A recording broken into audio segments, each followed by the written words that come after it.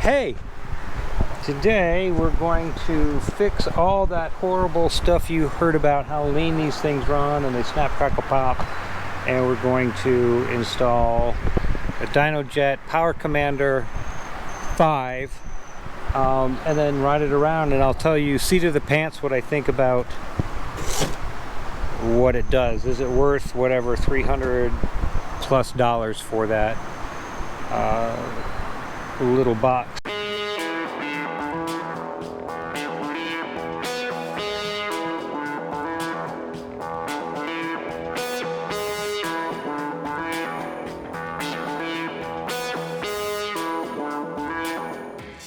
If you're not familiar with DynoJet, what it does is it intercepts the signal going to your fuel injector.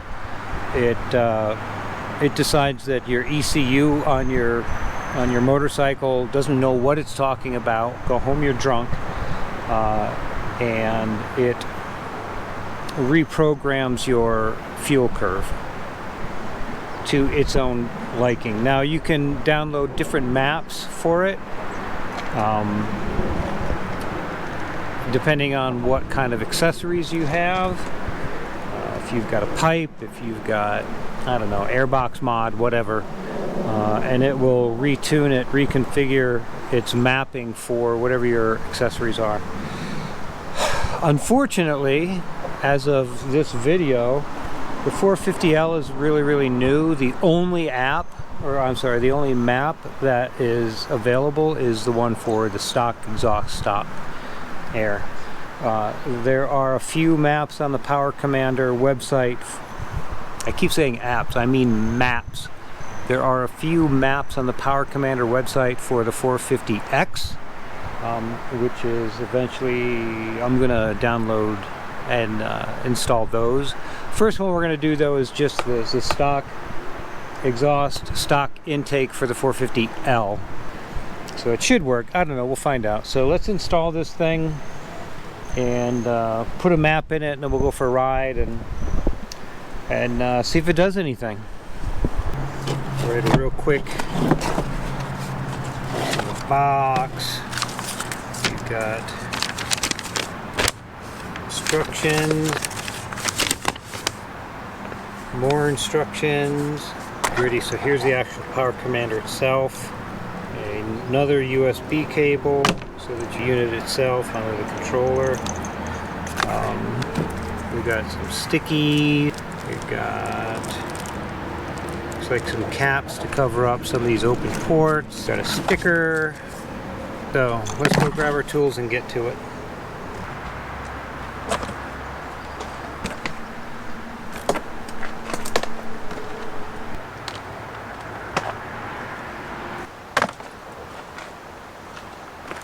So the instructions are calling for the module to be like so. Okay, so I went.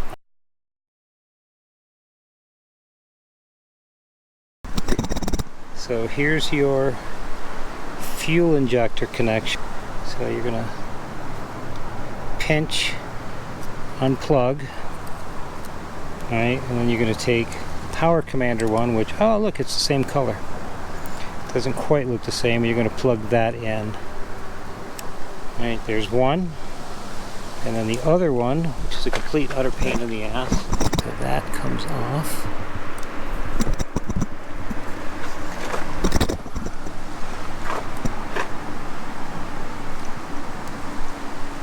That comes off. That up there out of the way. But what we're aiming for is this blue guy way down here. Can you see it? So that's what we're going to unplug. I have to put the camera down, unfortunately, because I can't hang on to this and shove my fingers in there at the same time. But y'all see that, the blue one? Okay, so this comes unplugged so that you can get at that, and then we'll plug this one back in. And then this guy here on our wiring harness should go into that one. One more time. That's the map sensor. This blue one is the old throttle body position sensor. I put the new one in. What I had to do is I had to take 2 screwdrivers, one to push in on the latch and the other one to pry it off. Okay, so now I need to replug in the map sensor, which remember we loosened up. There's a bolt that goes back here, probably in my pocket. Alright, so I'm going to plug the map sensor back in. I wonder if I can do that. Hang on to the camera. Probably not. Oh, there it is. So the throttle body position sensor and the map sensor plugs look an awful lot similar. One is black, right, and the position sensor is blue. There we go. We're going to plug them in. We're going to hear it snap. We're going to give them a little tug, and then actually it says to loosen this screw that holds that sensor in. I just took it out. There's a rubber hose on the bottom of this little assembly. Make sure you don't pull the rubber hose off. But I took the whole thing off just to move it out of the way.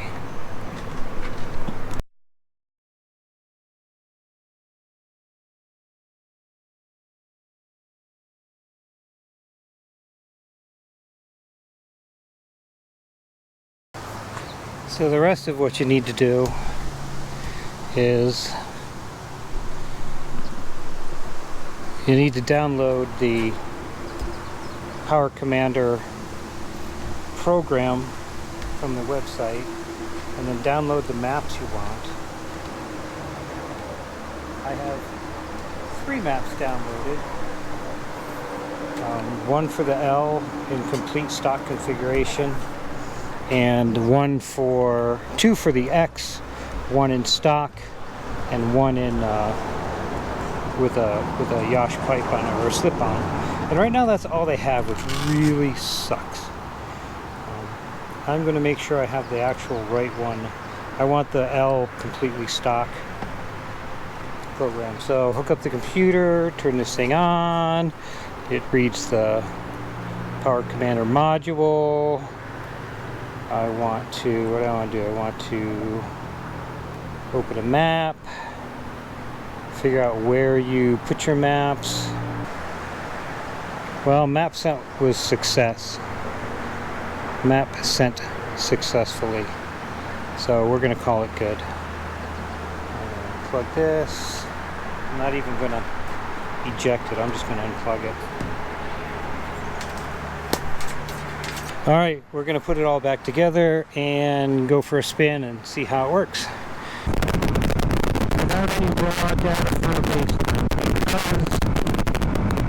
And it is at this point where my audio completely fell apart in my helmet. I'm so sorry about that. I actually have another system on order that'll hopefully take care of this. So we added the DynoJet Power Commander 5 to the bike and took it for a spin, and there's definitely noticeably more horsepower. It's not a ton. It's probably only, I don't know, just guessing 5, 6. In second gear, if you hit it hard enough, the front end will come off the ground. You're not going to flip the bike or anything like that, but it will come off the ground. I thought with everything stock, the Power Commander was totally worth the extra money. Now, having said that, does it stop the on-off type throttle response on the bike? No. Adding more horsepower doesn't actually help that. That is a function of the fact that you have a lightweight racing engine that just wants to rev. The Power Commander, in my opinion, didn't really get rid of that at all. It just added more power. And full disclosure, shortly after this video, I put a Yoshimura pipe on and rode it around with the Power Commander and the Yoshimura pipe, and found that the snap, crackle, and pop is almost unbearable. The backfiring and the decel backfiring is insane. I ran the 450L stock map and it was a little better. I then switched to the 450X map that was designed for a stock airbox and a Yoshimura slip-on, and while the bike made even more power, it also somehow ran worse. It would sputter, and the backfiring got extremely loud, so I switched back to the 450L map. So as of this video, I cannot recommend getting the Power Commander unless you're running a completely stock bike. No air mods other than maybe take the lid off, and with the stock catalytic converter pipe on it. If you add an aftermarket pipe, you are not going to be happy with the Power Commander. As of this video, again, by the time you see this, it might be, you know, a year down the road, and they may have more maps. So before you get the Power Commander, go on DynoJet's website and look it up and make sure that they have a map specifically tuned to whatever you have on your bike. So stock, it worked great. As soon as they add the Yosh pipe, it did not work so great. It still made more power, but the bike just never ran right. So in conclusion, I am switching the Power Commander out for a Vortex ECU, which I should have in a couple weeks, and I will install that and we'll run some numbers. We'll do some quarter-mile runs, and I'll let you know what the comparison is between the two. All right, as always, thank you so much for watching. Hit like and subscribe, it really helps. And down in the comments, let me know what you want to know. I'd love answering your questions. Bye.